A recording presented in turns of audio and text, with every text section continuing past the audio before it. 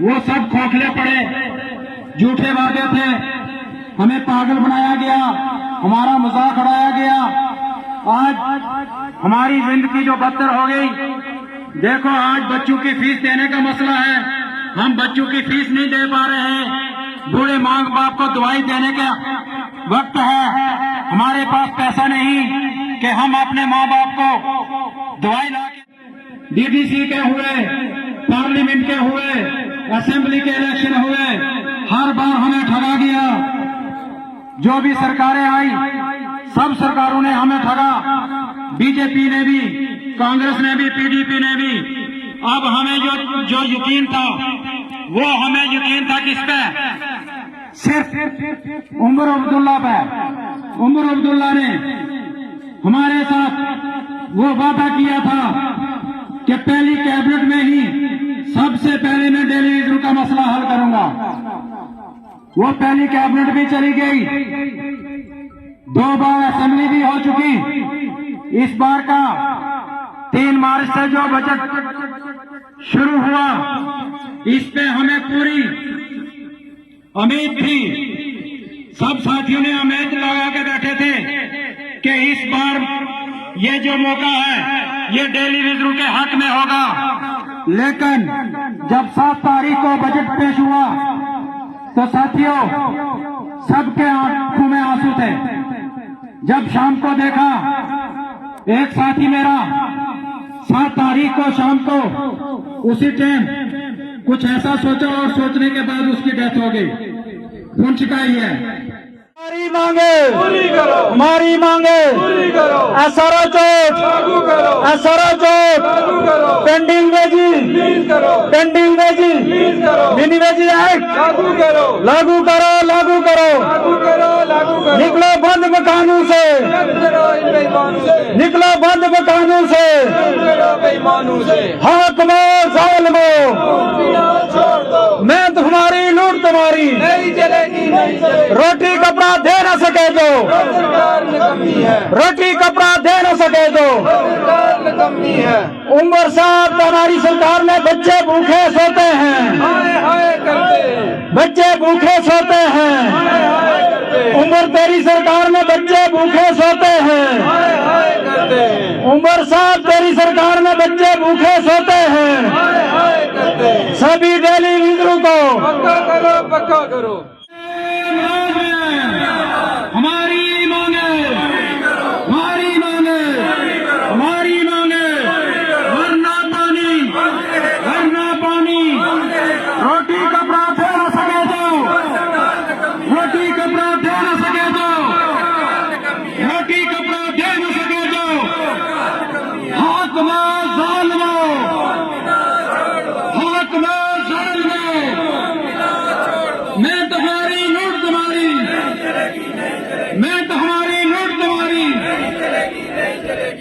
Pending waging release करो, सभी डेलीवेजरों को, सभी डेलीवेजरों को एसआरओ चोट लागू करो, एसआरओ चोट लागू करो, मिनी वेजिंग एक्ट लागू करो, हमारी मांगे, हमारी मांगे, वरना पानी, वरना पानी।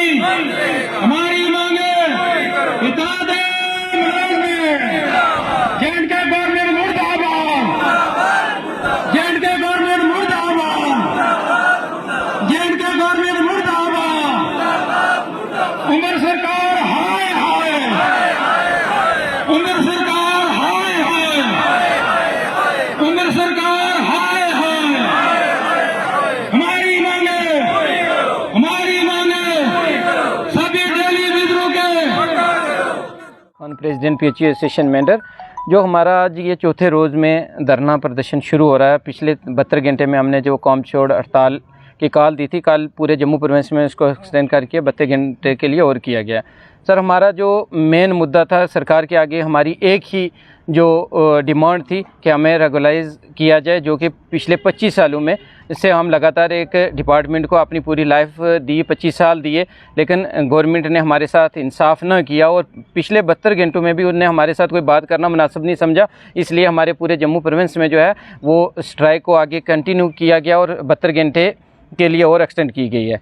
हम आज भी इस मंच से, इस स्टेज से गवर्नमेंट से रिक्वेस्ट करते हैं कि हमारे मसले को गंभीरता से देखा जाए, हमें रेगुलाइजेशन पॉलिसी दी जाए या मिनिमम वेजेस एक्ट दिया जाए। और ख़ासकर हम मरकज़ी सरकार से भी अपील करते हैं, जो यहाँ पे यूटी में जो ये पॉलिसी अपनाई जा रही है, गरीब को गरीब किया जा रहा है और अमीर को अमीर किया जा रहा है, ये फिलफोर बंद होनी चाहिए और गरीब को जो है वो मौका देना चाहिए, उसकी सैलरियों में बढ़ोतरी की जानी चाहिए। और जो ख़ासकर डेली विज़रों के लिए, डेली विज़र जो 9000 में उनका गुजारा नहीं हो रहा है। आज आप देखते हैं कि एडमिशनों का टाइम चल रहा है और एडमिशनों में बच्चों को स्कूलों से बाहर निकाला जा रहा है, क्योंकि डेली विज़रों के पास इतना पैसे नहीं है कि वो पेंडिंग फ़ीस दे सकें और बच्चों की एडमिशन करवा सकें। इसलिए मैं आज भी गवर्नमेंट को एक अपील करना चाहता हूँ कि हमें रोडों पे बैठने पे मजबूर ना किया जाए और हमारी फिलफोर जो जेन्युइन डिमांड है, हमें रेगुलाइजेशन पॉलिसी या मिनिमम वेजेस एक्ट दिया जाए। और बिलखसूस जो डिप्टी सीएम ने परसों एक बयान दिया, हम उसमें कड़ी निंदा करते हैं उस बयान की। और हम ये कहना चाहते हैं डिप्टी सीएम साहब को कि इलेक्शन से पहले आप गली गली जाते थे और सबसे ज़्यादा डेली विज़रों की बात करते थे, और आज जब आप डिप्टी सीएम बने और आपके सुर बदल गए हैं, आपने डिमांड की कि हमारी सैलरी कम है, हमें 4 लाख सैलरी दी जाए।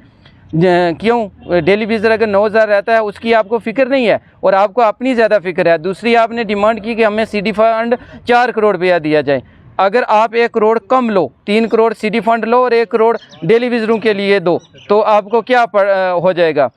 हम लास्ट में फिर जो ये यूटी सरकार है, हम इससे रिक्वेस्ट करते हैं कि हमारे मसले को गौर से देखा जाए और हमें, अगर आपके पास पॉलिसी नहीं है, हमें मिनिमम वेजेस एक्ट दिया जाए जब तक आप पॉलिसी बनाते। तो अगर ये नहीं होगा तो हमारी ये लड़ाई कंटिन्यू रहेगी। अगर लोग सफ़र होते हैं या कोई प्रॉब्लम आती है सिस्टम में, तो उसकी जिम्मेवार ये सरकार और एडमिनिस्ट्रेशन होगी। शुक्रिया। सबसे पहले मैं आप मीडिया का शुक्रिया अदा करता हूँ कि जो मीडिया हर टाइम हमारी इस खबर को ऊपर तक पहुँचाती है। देखो, हमारे साथ बार बार ऐसे ही मजाक किया जाता है। जब भी कोई इलेक्शन आता है तो हमें ये बोला जाता है कि अभी ये इलेक्शन होने दो, तो 10 दिन के अंदर अंदर आपको परमानेंट किया जाएगा। पंचायती इलेक्शन हो, चाहे डीडीसी का हो, बीडीसी का हो, चाहे असेंबली का हो, पार्लियामेंट का हो, हर इलेक्शन में हमारे साथ वादा किया गया कि ये इलेक्शन ख़त्म होने के बाद 10 दिन के बाद आपको परमानेंट किया जाएगा। और किसी ने नहीं किया, सब ने हमारा मजाक उड़ाया और सब ने हमारा शोषण किया। ये लोग हमारे सफ़र हुए। आज हमारे बच्चों के पास पैसा फ़ीस देने के लिए नहीं है। बच्चों के एग्ज़ाम चल रहे हैं, हमारे बच्चों को स्कूलों से बाहर निकाला जा रहा है। और इसलिए हमें बहुत उम्मीद थी अपने सीएम साहब से। सब पार्टियों ने हमारे साथ ऐसा किया, हमने उन पार्टियों से छोड़कर इस पार्टी पे हमने यकीन किया। जब हमारे सीएम साहब ने टोपी उतार कर हमारे सामने रखी, आज उमर साहब मैं अपनी टोपी उतार के आपके सामने रखता हूँ। आपने अपनी टोपी उतार के हमारे सामने रखी थी और हमने टोपियाँ भर भर कर आपको दी। हर डिस्ट्रिक्ट से आपको टोपियाँ भर कर दी और आपको कुर्सी पे बिठा दिया। आज हमारी टोपी का मसला है। उमर साहब, आज ईद के पहले हमारी टोपी को खाली ना किया जाए, हमारी टोपी को खाली ना मोड़ा जाए। अगर आपके पास कुछ नहीं है, आपने भीख मांगी थी, आप भीख मांगने आए थे, हमने टोपी भर के भेजी थी। आज हम भी भीख मांग रहे हैं अपने हक के लिए। हमारा हक है। 25-30 साल से हम इस डिपार्टमेंट में काम कर रहे हैं। घर से अपने घर से हम पैसा खर्च करके आपकी पाइपें जोड़ते हैं, साकटें और यूनियन लेके आप खरीद के आपकी स्कीमें चलाते हैं और आपके गरीब आवाम तक पानी पहुंचाते हैं, लेकिन हमारे झोली में कुछ नहीं। इसलिए ईद से पहले हमारी ये टोपी भरी जाए। उमर साहब, अगर ईद तक हमारा कुछ नहीं हुआ तो यही टोपी हम पूरे जम्मू में लेकर घूमेंगे और आपको शर्मिंदा करेंगे। इसलिए उमर साहब, मैं आपसे आज फिर रिक्वेस्ट करता हूं, अगर देखो अमीर को अमीर बनाया जा रहा है तो गरीब को और गरीब किया जा रहा है। मैं सेंटर की सरकार को भी कहता हूं कि ये पॉलिसी बंद होनी चाहिए। आज एमएलए कह रहे हैं कि हमारी तनख्वाह होनी चाहिए 5 लाख, हमारे बच्चे रात को भूखे सोते हैं, तो एमएलए कहते हैं हमें 5 लाख से पेट नहीं भरा जा रहा है। उमर साहब कहते हैं जो एमपी को फंड मिलता है वो एमएलए को मिलेगा। हमारी बात कौन करेगा? हमने इसलिए भेजा था कि वहां जाके जैसे आपने वादा किया था कि 10 दिन में पहली कैबिनेट में आपका मुद्दा जो है वो हल किया जाएगा। पहली कैबिनेट के बाद आज 4 महीने हो चुके हैं, बजट भी पेश हो गया, बजट में भी हमें कुछ हासिल नहीं हुआ। इसलिए उमर साहब, आपको ईद से पहले अगर हमें खुश रखना चाहते हो तो जैसे मैंने आपको टोपी दिखाई, हमारी टोपी की लाज रख के, हमने आपकी टोपी की लाज रखी थी, आप हमारी टोपी की लाज रख के ईद से पहले हमें इस धरने से घर भेज दिया जाए, वरना हम अपने अपने कामों पे चले जाएं। हम इसी अपने काम में अच्छे लगते हैं और आपकी भी इज्जत है, हमारी भी इज्जत है, हमें अपने घर पे वापस भेजा जाए और हमारा हक जो है हमें दिया जाए। खुदा हाफिज़, शुक्रिया।